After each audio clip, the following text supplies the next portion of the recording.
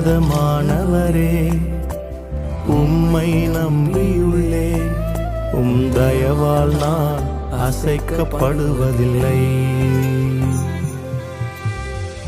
தீயும் சூழ நினைத்தாலும், குழியில் தள்ள முயன்றாலும், என் நம்பிக்கைக்கு பாத்திரரே. பாதையெல்லாம் முடிந்தாலும், நிலை எதுவா